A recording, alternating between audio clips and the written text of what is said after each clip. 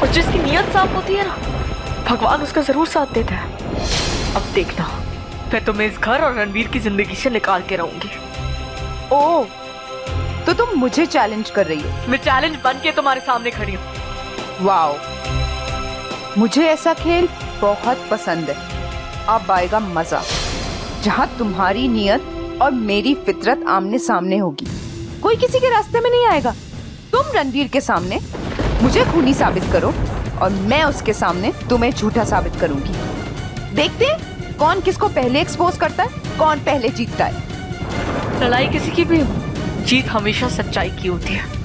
और रणवीर की नजर में हम दोनों ही सच्चे हैं, तभी तो ये खेल इतना इंटरेस्टिंग है। एक ही घर में दो दो पत्नियां, लेकिन पति सिर्फ एक।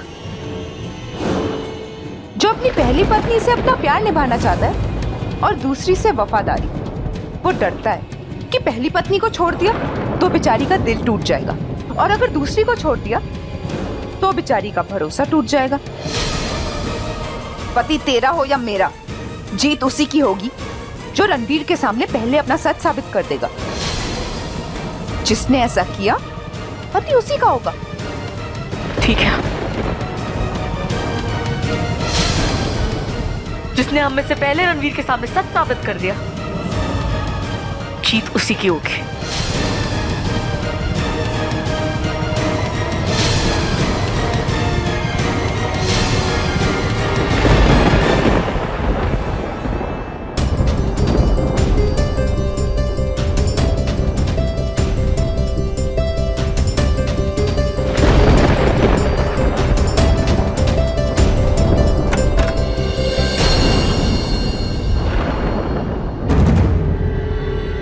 रणवीर,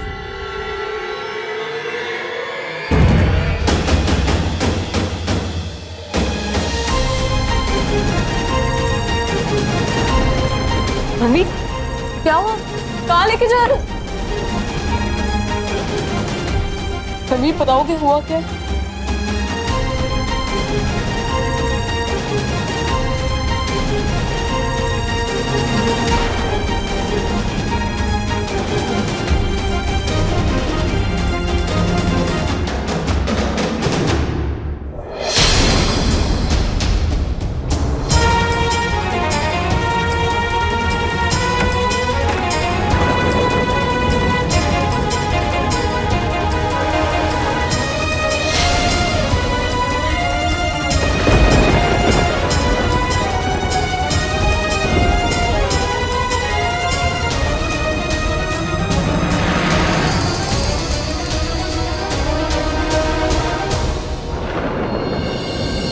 मैं कैसे तुम्हें समझाऊं कि कोई रिश्ता जब दो लोगों की जगह तीन लोगों से जुड़ा होता है तो कोई एक को तकलीफ जरूर। वहां शिखर तुम्हारे लिए तड़प रहा है और मैं यहां तुम्हारे इतने करीब।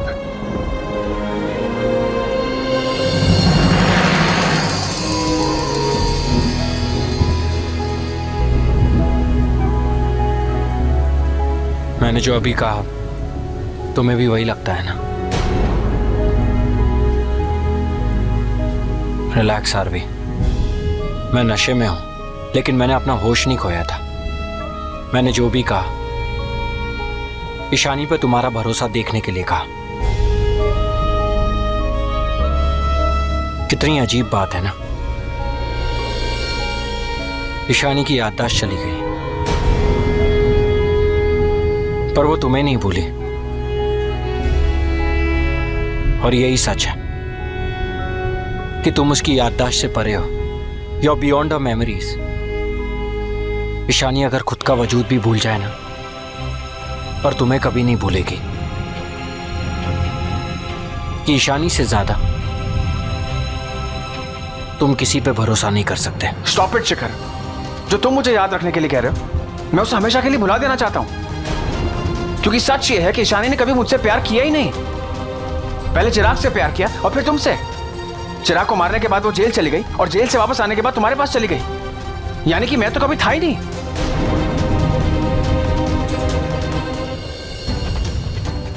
अगर वो मेरे पास आई तो सिर्फ इसलिए क्योंकि मैं उसके बचपन से जुड़ा था। उसे अपने पास लाइफ याद थी इसलिए, इसलिए उसे मैं याद रहा।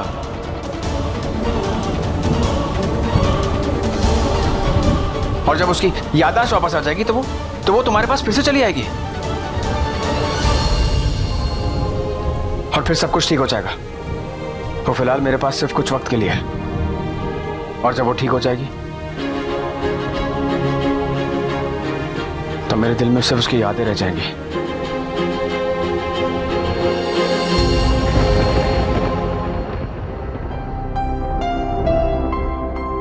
रणवीर, रणवीर,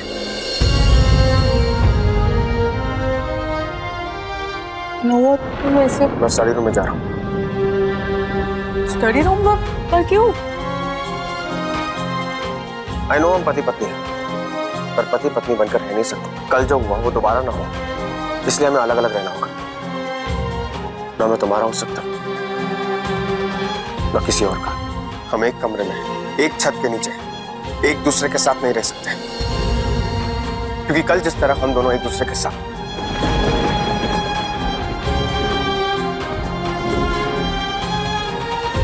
जो कुछ भी हुआ वो ठीक नहीं हुआ। देखो शानी, मैं नहीं जानता कि हमारे रिश्ते का क्या वजूद है, क्या फ्यूचर है, और जितना मैं जानता हूं उसमें भी आई एम वेरी कंफ्यूज्ड, क्योंकि मैं यहाँ तुम्हारे साथ हूँ और वहां तुम्हारे लिए कोई है जो तुम्हारा इंतजार कर रहा है, जो तुमसे दूर रह के बुरी हालत में। आज मैं शिखर को मिला नशे की हालत में, और उस नशे की वजह तो क्या हुआ शिखर को?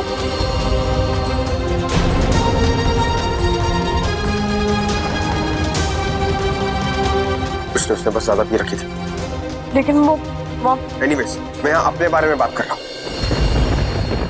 मैं यहाँ तुम्हारे साथ एक कमरे में नहीं रह सकता, तब तक तो नहीं जब तक कि तुम्हारी याददाश्त वापस नहीं आ जाती। मैं तुम्हें इस कमरे से जाने के लिए नहीं कह सकता, इसलिए मैं खुद ही चला जाता हूँ। क्योंकि तुम नहीं जानते कि तुम्हारी शादी शिखर से होनी है और मेरी रितिका से। हमारे बीच की ये दूरी मेरे लिए तुम्हारा गुस्सा नहीं, तुम्हारा प्यार दिखा रही है, और इस प्यार के लिए जो तुम्हारी रिस्पेक्ट है ना, वही रिस्पेक्ट तुम्हें मुझसे नजरें नहीं मिलाने दे रही। कुछ कहा तुमने? नहीं, तुमने कुछ कहा?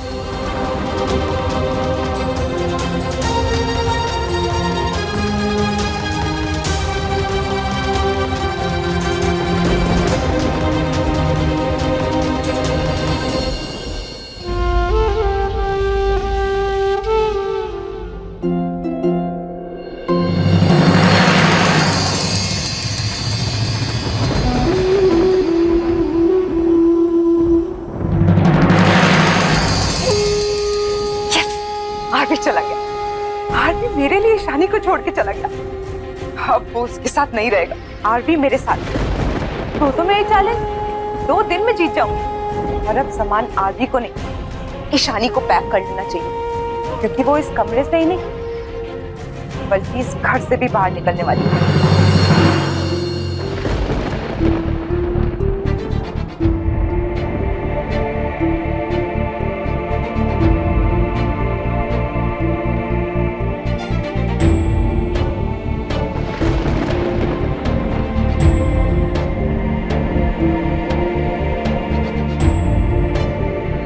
अब क्या है?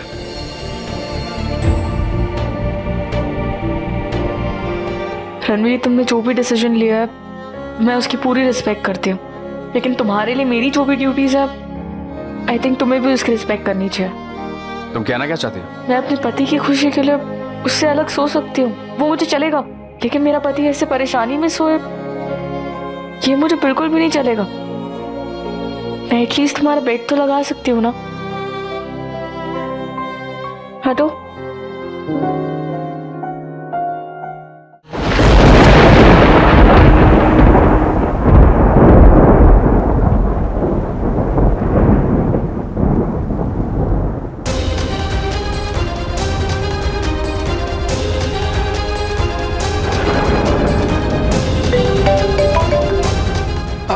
शिखर, तुम ठीक हो?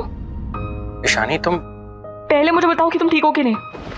हाँ, ठीक हो, पर तुम ऐसे क्यों पूछ रही हो?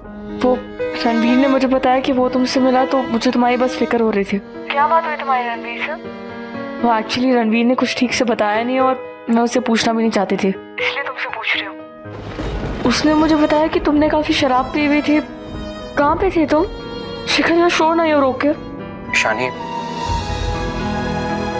I am sorry. सॉरी? पर किस चीज के लिए? शिखर हुआ क्या है? हुआ नहीं, पर हो सकता था।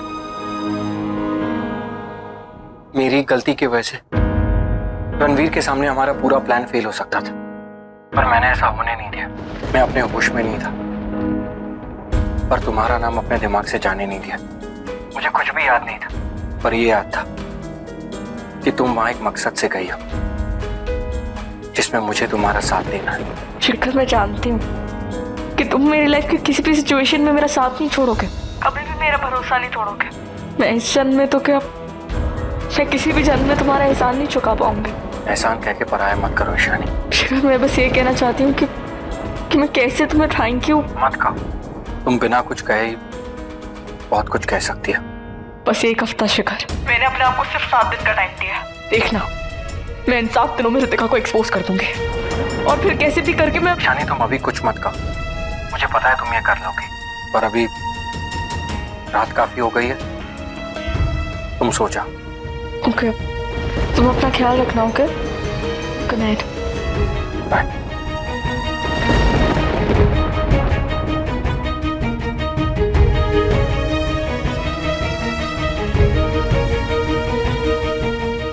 तुम अगर किसी भी जन्म में मेरे एहसान का बदला चुकाना चाहती हो तो हर जन्म मेरे साथ ही रहना। मेरी वजह से रणवीर और शिखर को इस सब से गुजरना पड़ रहा है, इसलिए मैं जल्द से जल्द इस खेल को खत्म कर देना चाहती हूँ। रणवीर के साथ साथ शिखर को भी इस रिश्तों के भंवर से निकाल देना चाहती हूँ, लेकिन उसके लिए ऋतिका का सच सामने आना बहुत जरूरी है।